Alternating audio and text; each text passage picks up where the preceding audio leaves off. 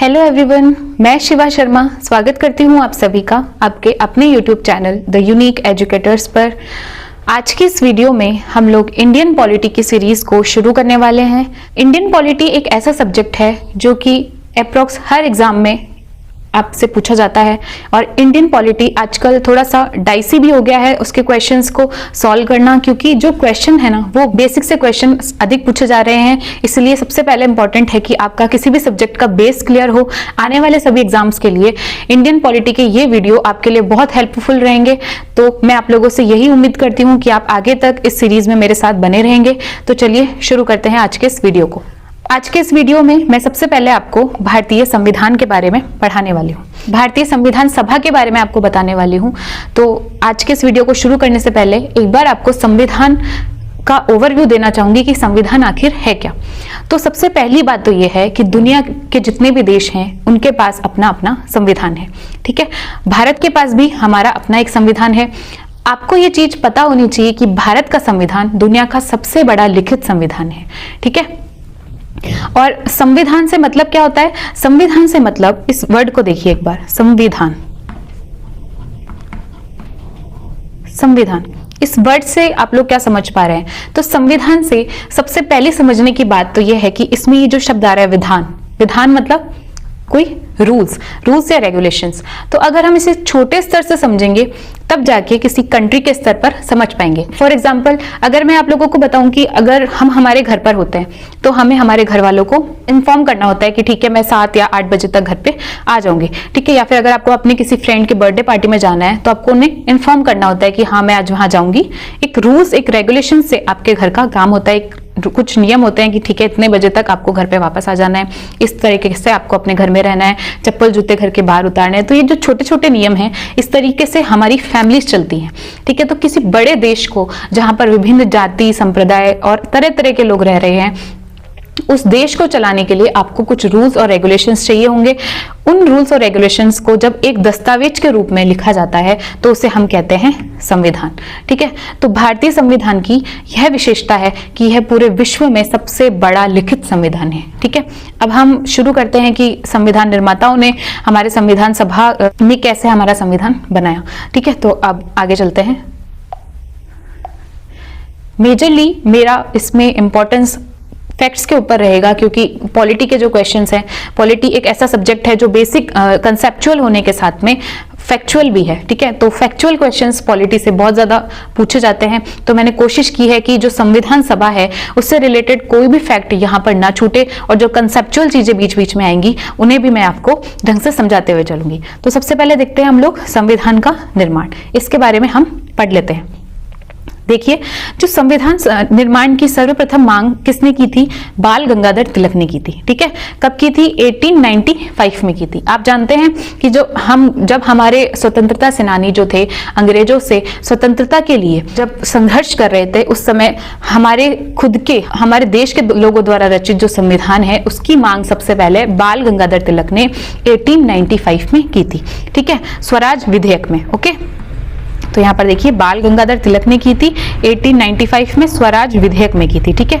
अब आगे देखिए, उसके बाद में महात्मा गांधी ने 1922 में एक वाक्य बोला था कि जो भारत का जो राजनीतिक भाग्य आने वाला वो भारतीय स्वयं बनाएंगे, यानी कि अब हमें अंग्रेजों के कानूनों की कोई जरूरत नहीं है, हम अपना संविधान, हम अपने रूल्स रेगुलेशंस खुद बनाएंगे। ऐसा 1922 में गांधी जी ने इनडायरेक्टली एक तरीके से संकेत किया था कि हाँ हम हमारे संविधान की मांग करते हैं, ठीक है। उसके बाद में आगे देखिए, ये जो क्वेश्चन है यहाँ से इंपॉर्टेंट है, यहाँ से पूछा जाता है, अप्रोक्स हर एग्जाम में ही पूछा जाता है कि 1934 में जो एम एन रॉय है ना, उन्होंने संविधान सभा के गठन का प्रयास किया था सर्वप्रथम, ठीक है।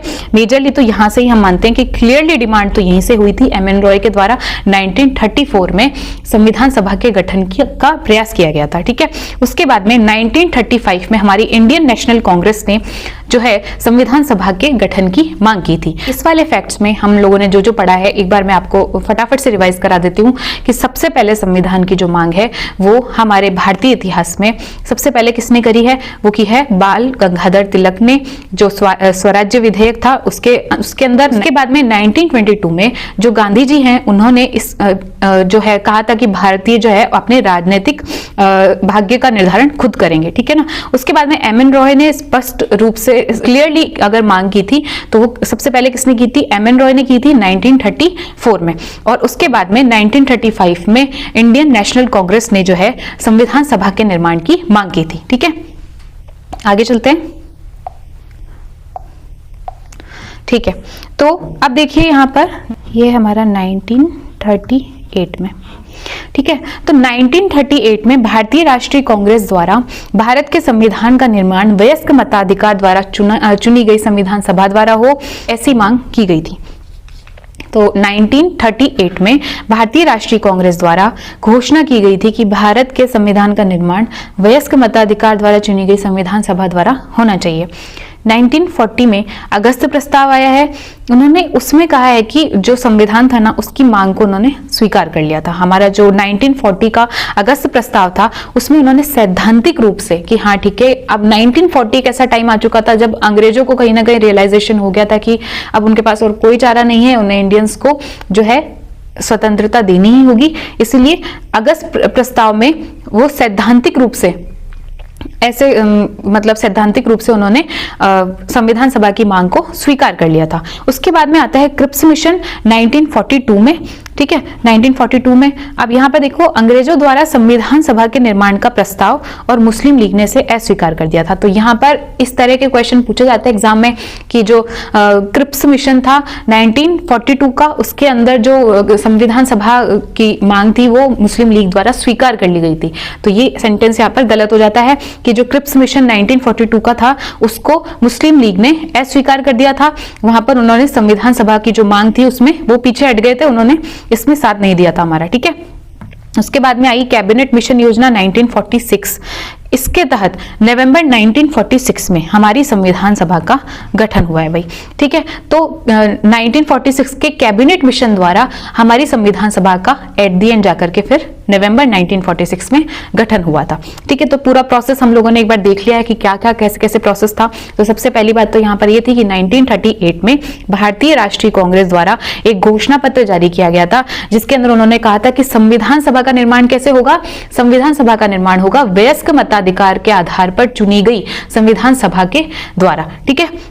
उसके बाद में 1940 का अगस्त प्रस्ताव आया है, ठीक है। अगस्त प्रस्ताव में उन्होंने सैद्धांतिक रूप से हमारी जो संविधान सभा की मांग थी ना, संविधान सभा के निर्माण की मांग को उन्होंने स्वीकार कर लिया था। उसके बाद में क्रिप्स मिशन आया है 1942 वाला। क्रिप्स मिशन के अंदर क्या हुआ था कि अंग्रेजों द्वारा संविधान सभा के जो निर्माण का प्रस्ताव था वो स्वीकार कर लिया गया था, लेकिन मुस्लिम लीग यहाँ पर पीछे हट गई थी, उन्होंने इसको अस्वीकार कर दिया था। उसके बाद में कैबिनेट मिशन योजना आई है 1942 वाली, 46 वाली, 1946 वाली। इसके अंदर नवंबर 1946 में एट द एंड हमने हमारी जो संविधान सभा है उसका गठन किया था।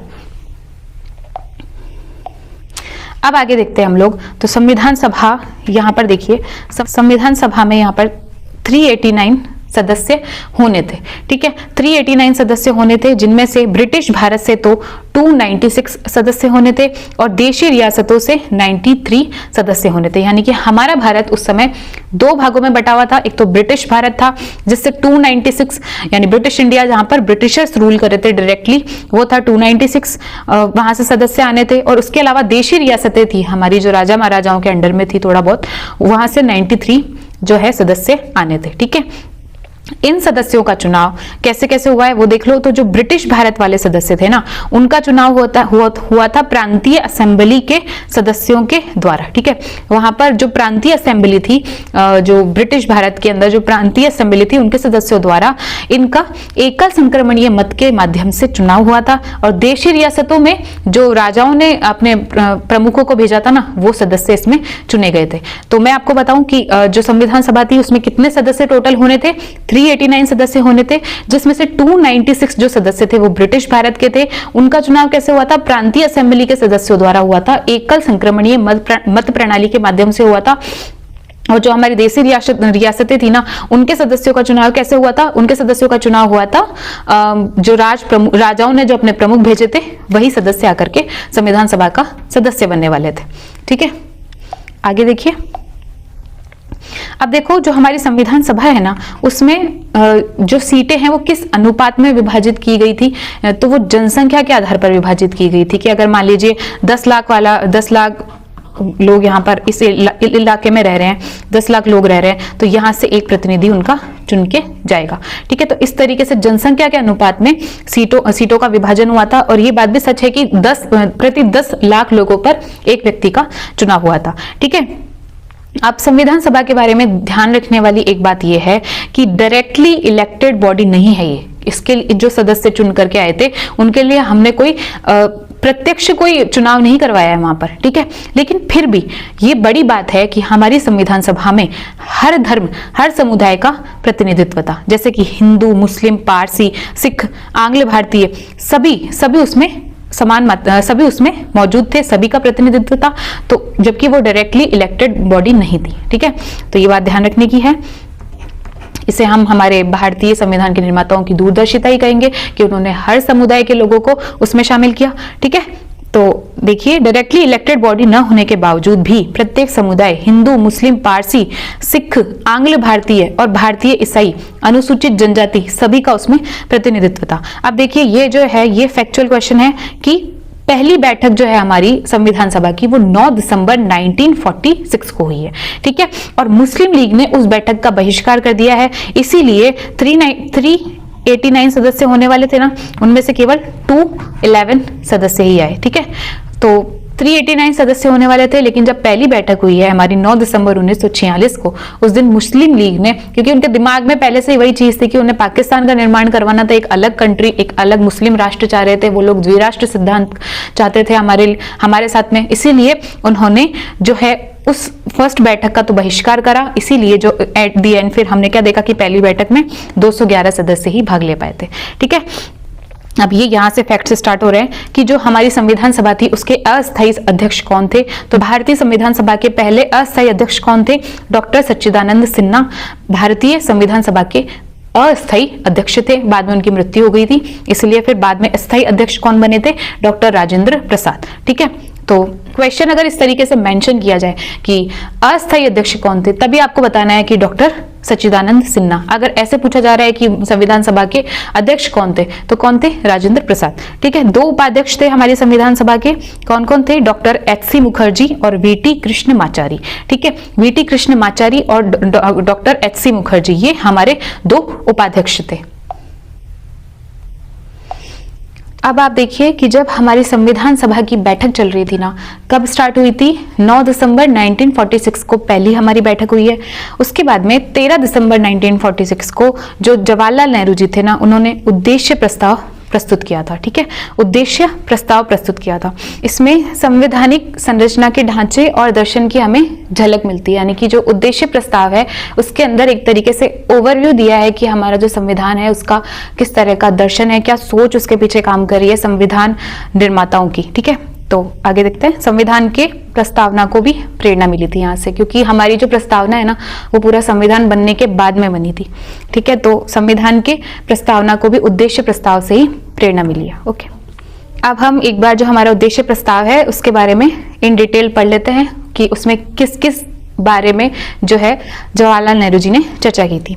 तो पहला पॉइंट है कि भारत को एक स्वतंत्र संप्रभु गणराज्य घोषित करा जाएगा। ठीक है, तो स्वतंत्र संप्रभु गणराज्य घोषित करेंगे। जब संविधान निर्माताओं के दिमाग में ये चीज काम कर रही थी तभी तो हमें स्वतंत्रता की प्राप्ति हुई थी।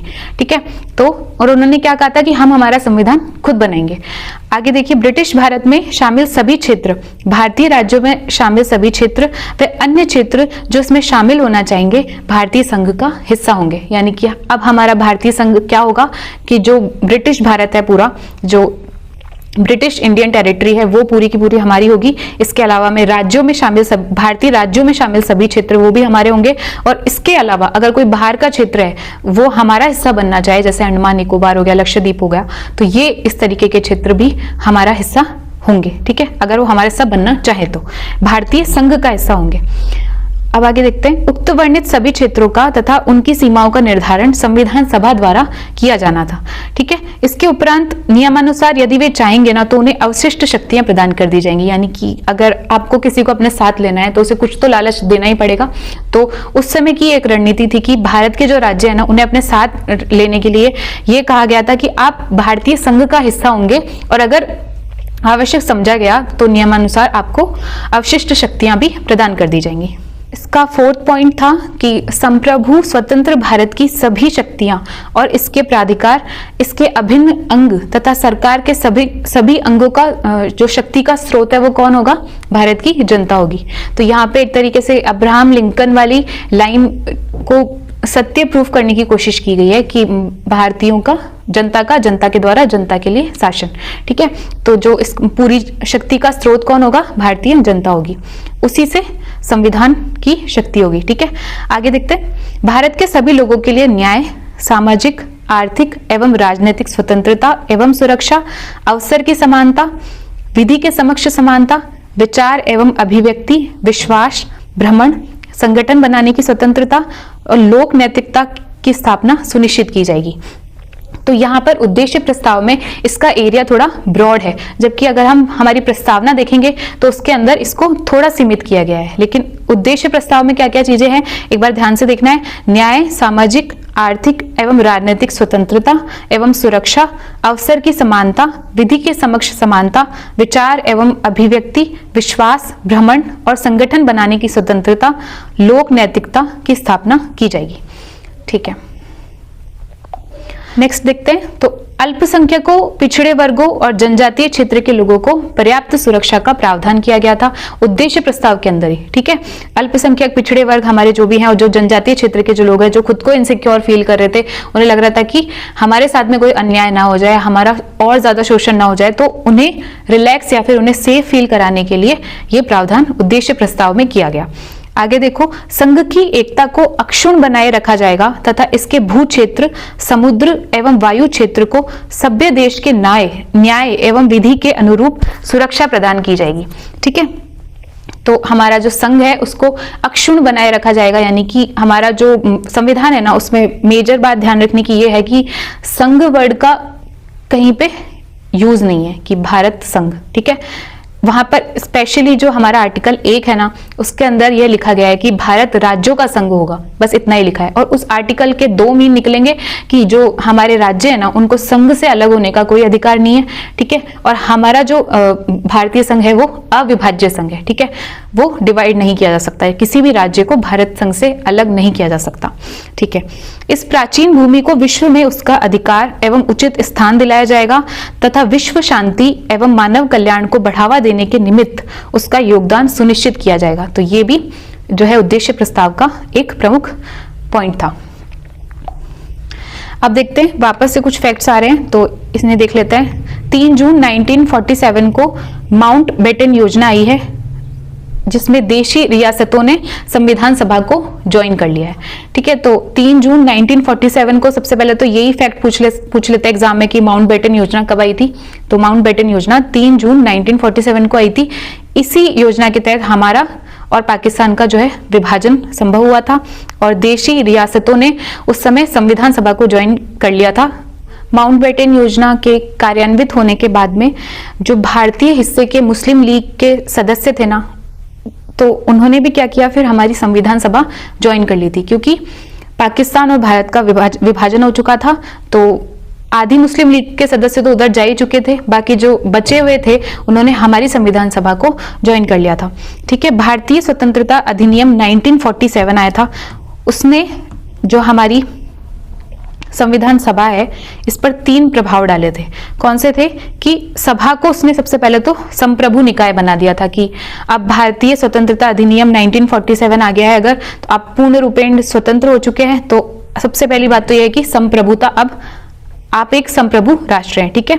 दूसरी बात, हमारी जो सदस्यता थी 389 से 299 हो गई, ओके, क्योंकि आधे लोग पाकिस्तान में चले गए। और संविधान जो सभा थी हमारी, वो बाद में जाकर एक विधायिका भी बन गई। पहली हमारी विधायिका हमारी संविधान सभा ही थी, ठीक है। तो अब संविधान सभा के दो कार्य हो गए, एक तो देश के लिए आम कानून बनाना और दूसरा काम हो गया संविधान का निर्माण करना। तो देश के लिए आम कानून जब बनाई जाती थी तो उस सभा की अध्यक्षता कौन करते थे, यानी कि विधायिका जब काम करती थी तो उसकी अध्यक्षता करते थे जीवी मावलंकर। और जब संविधान का निर्माण किया जाता था तो उस सभा की अध्यक्षता कौन करते थे, डॉक्टर राजेंद्र प्रसाद।